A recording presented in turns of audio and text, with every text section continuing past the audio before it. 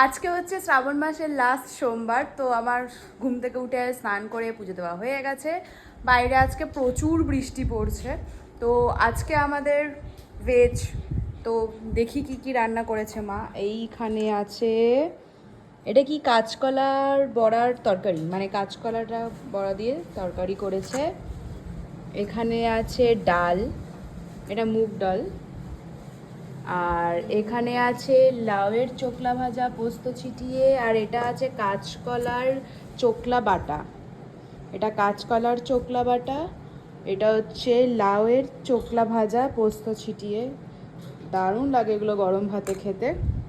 আর কি খাচ্ছি সেটা তোমাদের সাথে খেতে বসে শেয়ার করছি। এগুলো হচ্ছে আজকে আমাদের ভেজের মেনু। দারুণ, মানে আমার তো দেখেই লোক, আমার তো ভেজ খেতে খুব ভালো লাগে, আর ভেজের এই মেনুগুলো মানে দুর্দান্ত হবে। তো চলো যখন খাওয়াবো তখন তোমাদের সাথে শেয়ার করব। আর ওই যে বসে আছে একজন। আমি খেতে বসে পড়েছি, আর এই হচ্ছে গিয়ে আজকের আমার লাঞ্চের মেনু। তো এখানে আছে কাঁচকলা চোকলা বাটা, লাউয়ের চোকলা ভাজা, আর আছে কিন্তু বড়ার তরকারি, আর হচ্ছে পাঁপড় ভাজা। তো চলো তোমাদেরকে দেখাই। এই যে হচ্ছে কাঁচকলার চোকলা বাটাটা, এত সুন্দর গরম ভাতে খেতে লাগে, আমার তো খুব ভাল লাগে বাটা বুটি খেতে। যারা বাঙাল তারা এইসব খায়, আমার তো খুব ফেভারেট। পুরো ঝাল ঝাল করা।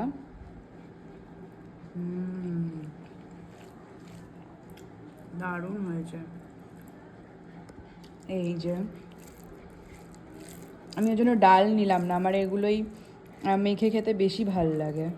আর এই হচ্ছে গিয়ে বড়াগুলো আমি ভেঙে দেখাই। এই যে পুরো কাঁচকলা সেদ্ধ করে সেগুলো মেখে বড়া করা হয়, খেতে বহুত টেস্টি হয়। তো চলো এটা দিয়ে আমি এখন ভাত খাবো, আছে কিন্তু সাথে পাঁপড় ভাজা।